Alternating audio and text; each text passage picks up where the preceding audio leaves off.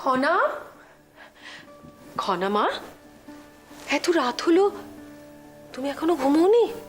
কাল তুমি আমাকে কি উপহার দেবে? কাল আমি তোমাকে কি উপহার দেব সেটা তো কালকেই বলবো, কিন্তু তার আগে তোমাকে যে এক্ষুনি এক্ষুনি ঘুমিয়ে পড়তে হবে। না, আমি এখন ঘুমাবো না, আমার ঘুম পায়নি। ঘুমাবে না? কালকে আমি তোমাকে একটা দারুণ উপহার দেব, কিন্তু তার জন্য তোমায় যে একটা কথা দিতে হবে। কি? তোমাকে কাল খুব ভোরবেলায় ঘুম থেকে উঠতে হবে। হ্যাঁ, উঠবো। উঠবে তো, কিন্তু তার জন্য কি করতে হবে বলো তো এখন? কি? তার জন্য এখন তোমায় ঘুমিয়ে পড়তে হবে। ও, চলো শুয়ে পড়ো, একদম ঘুমিয়ে পড়বে।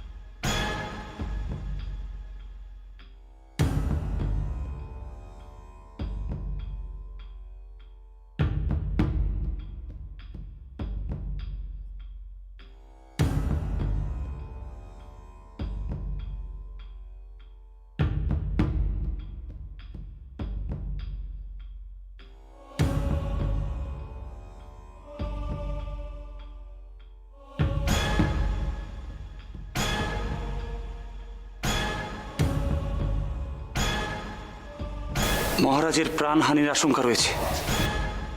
মহারাজের প্রাণহানির আশঙ্কা রয়েছে। মহারাজের প্রাণহানির আশঙ্কা রয়েছে।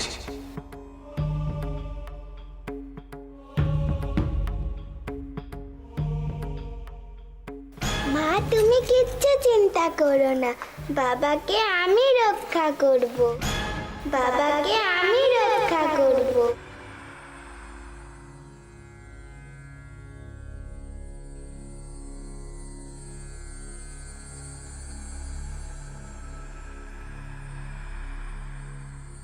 মা দুর্গা, আমি খুব ভয় পেয়ে গেছি। আমার খুব চিন্তা হচ্ছে বাবার কথা ভেবে।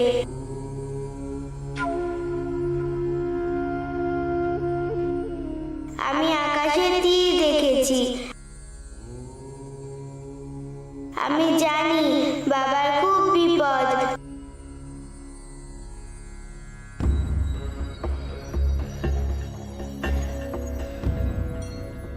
কি ব্যাপার, এত রাতে খনা এখানে একলা? তুমি বাবাকে রক্ষা করো ঠাকুর। কি খনা?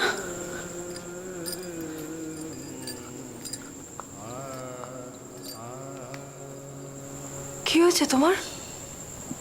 আমার বাবার তো খুব বিপদ, তাই আমি ঠাকুরের কাছে বলছিলাম যাতে বাবাকে ভালো রাখে।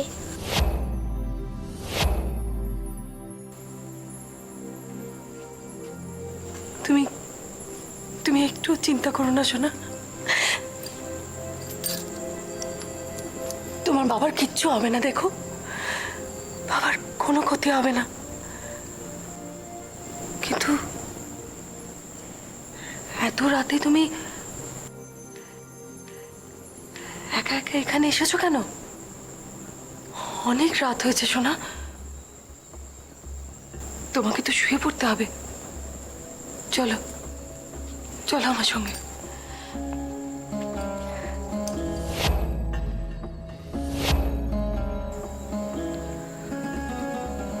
আচ্ছা, তাহলে এই ব্যাপার। আমি তো শুনেছিলাম কৌরকি নাকি খুব দায়িত্বের সঙ্গে খনার দেখভাল করে।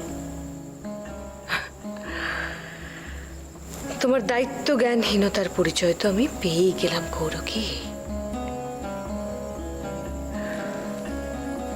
তুমি নিজেকে খুব চালাক ভাবো, তাই না? এবার তুমি দেখো আমি কি করি। আমার অস্ত্র প্রয়োগ করার সময় এসে গেছে। তোমার এই গাফিলতির সুযোগটাই তো আমি খুঁজছিলাম। তোমার এই দায়িত্ব জ্ঞানহীনতা আমাকে যতটা শক্তিশালী করবে, তোমাকে করবে ঠিক ততটাই দুর্বল।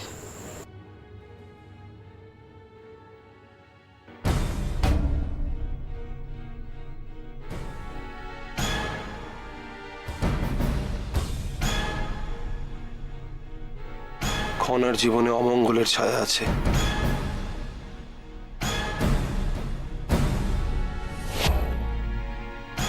মা, মা, আমি মহারাজকে রক্ষা করব, আমি রক্ষা করব। মা,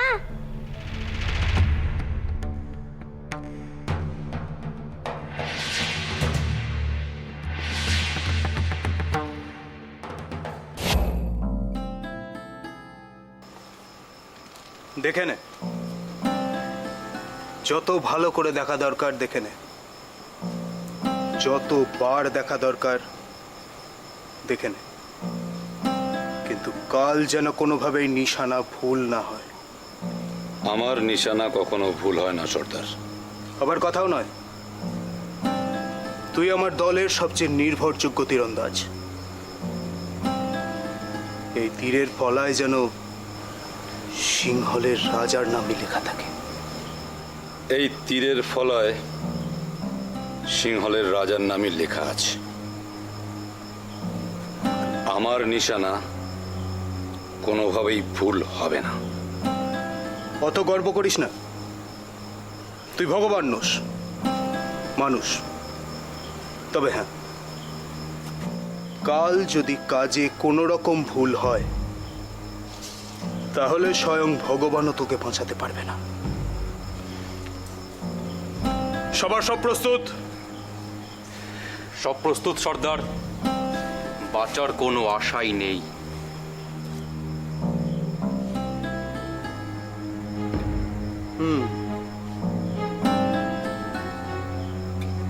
তাহলে এই সেই বিষ। তোদের কথা অনুযায়ী এই বিষ যদি কারো শরীরে ঢোকে তাহলে সে আর বাঁচবে না, তাই তো? একদম ঠিক সর্দার। আর যদি কোনো কারণে বেঁচেও যায় সেটা হবে অভূতপূর্ব ঘটনা। তাহলে দেখাই যাক কে মরে আর কে বাঁচে। কিন্তু সর্দার, এর পরেও একটা প্রশ্ন। কি প্রশ্ন? বিভীষণ উৎসবে ছড়িয়ে ছিটিয়ে অনেক সৈন্য থাকবে, তাদের মধ্যে কেউ যদি আমাদের চিনে ফেলে? তোকে বৃথাই আমি আমার ডান হাত বলি, তোর এই সামান্য বুদ্ধিটুকুটাও নেই। একটা কথা মনে রাখবি, আমরা ওখানে যাব ছদ্মবেশে, আর যদি নাও যাই তো কি? আমাদের কারোর শরীরে কি লেখা আছে যে আমরা জলদস্যু? কিন্তু কোনো কিন্তু নয়, কোনো কিন্তু নয়। তোরা শুধু দেখবি,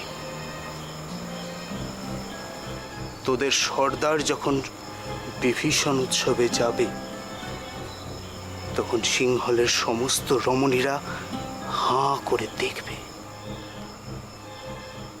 সিংহলের কোথাও কেউ দেখেছে এমন কঠিন পেশি? সিংহলের রাজা উপতিষ্য আর তার ভাই, কি যেন নাম, হ্যাঁ, মহানামা, তারা সবাই আমার সামনে ধুলো হয়ে যাবে।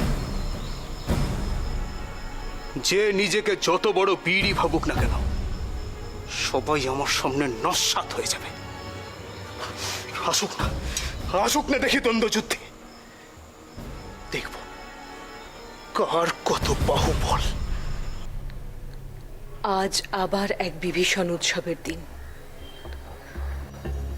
যথারীতি এবছর উপতিশ্বর ললাট রঞ্জিত হবে রাজতিলকে, আর আমার ভাই মহানামা সে পাশে থাকবে সাধারণ এক দেহরক্ষী হিসেবে। চমৎকার! আজ বিভীষণ উৎসবের পুণ্যতিথিতে এক ভাই তিলক পড়বে, আরেক ভাই সে পাশে দাঁড়িয়ে তা দেখবে সাধারণ এক রাজপুত্র হিসেবে। কেন দেবী? তুমি দেবী, জগন্মাতা, আমাদের সকলের মা। তুমি সুবিচার করলে উপতিশ্বর আগেই জন্মগ্রহণ করতে পারতো মহানামা, হতে পারতো সে জ্যেষ্ঠ সন্তান, হতে পারতো সিংহল দ্বীপের অধীশ্বর। আজকের পুণ্য তিলক হয়তো তার ললাটেই হয়ে উঠতে পারতো উজ্জ্বল। কিন্তু না, না, তোমার নিষ্ঠুর পরিহাসে মহানামা হলো কনিষ্ঠ পুত্র, যুবরাজও নয়, সিংহলের সামান্য এক রাজপুত্র। এই সিংহাসনে বসার অধিকার আজ আর কার আছে? কবে কবে আসবে সেদিন? কন্যা সন্তান হলেও আমি জ্যেষ্ঠ। আমি মনে করি মহানামাকে রাজ সিংহাসনে অভিষিক্ত করা আমার দায়িত্ব। প্রতি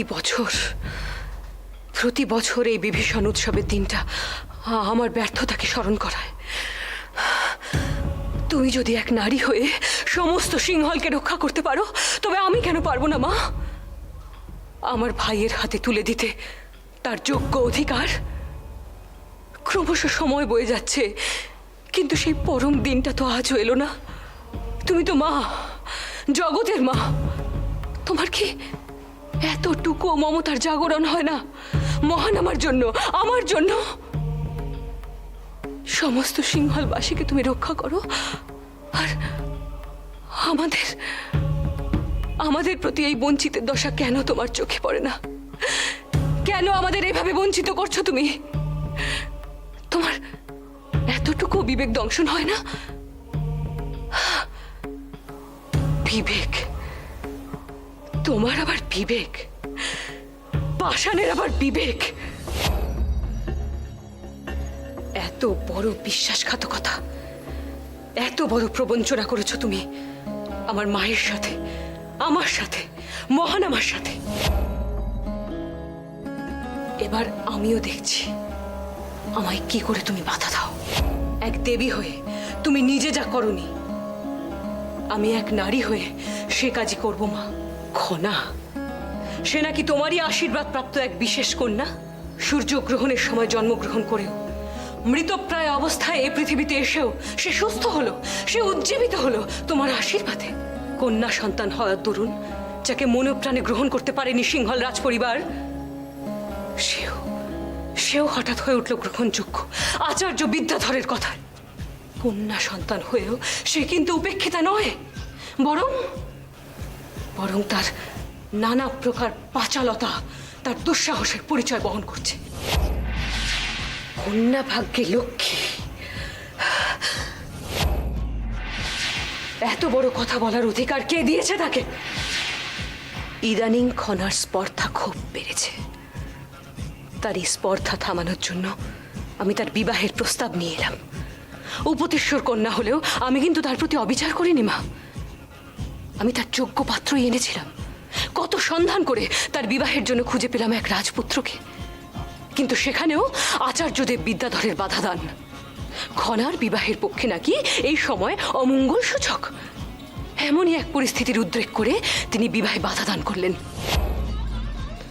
চেয়েছিলাম খনাকে সিংহলের বাইরে পাঠাতে, কিন্তু তোমার সাজানো খেলায় সবকিছু পণ্ড হয়ে গেল মা। ঠিক আছে, আমিও দেখছি ত্রিজটা হারতে শেখেনি মা। তুমি তো বারবার তোমার দৈবলীলা দিয়ে আড়াল করে রাখছো খনাকে। আমিও গড়ে দেখাবো আমার আর আমার ভাইয়ের ভাগ্য। দেখি এবার তুমি কি করে বাঁচাও তোমার খনাকে। আজ পরীক্ষা হবে মা, দেখব কে জেতে, তুমি না আমি।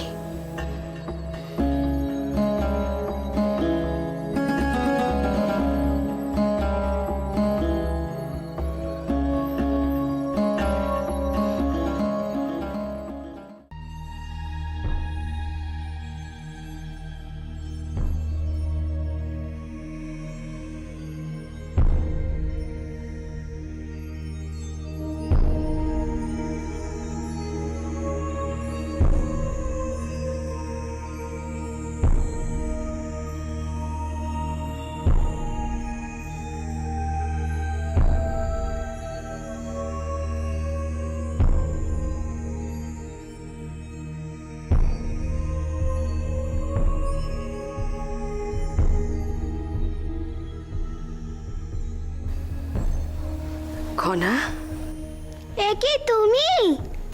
চলো, ভয় পেও না।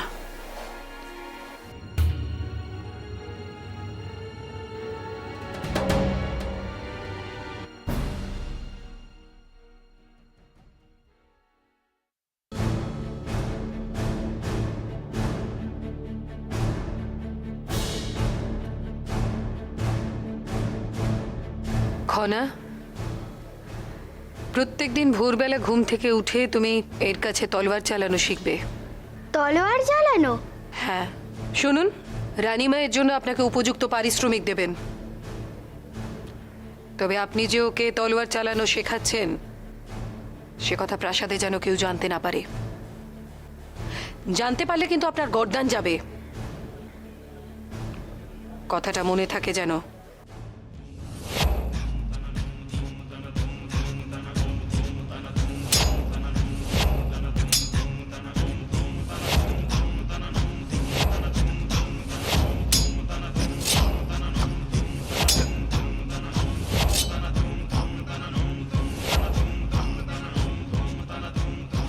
মহারাজা উপদেশ্য,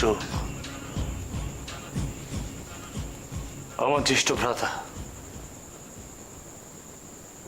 তার বড় বিপদ, প্রাণহানির আশঙ্কা রয়েছে।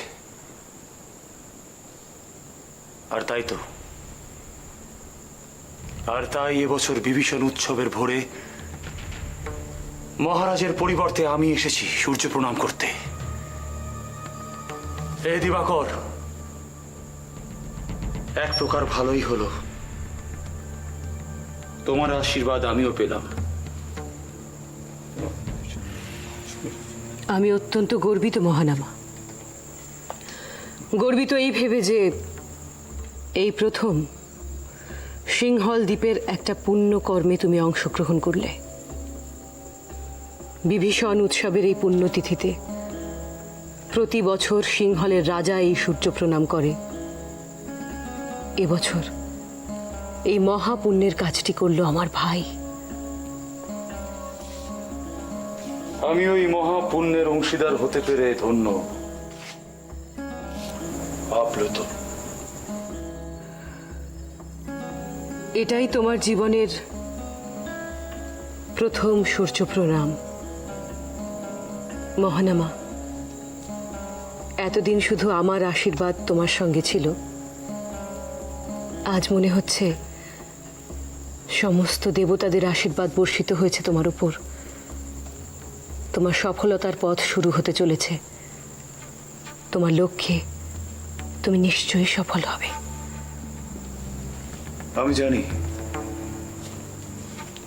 আমি জানি তোমার আশীর্বাদ সব সময় আমার সঙ্গে থাকবে।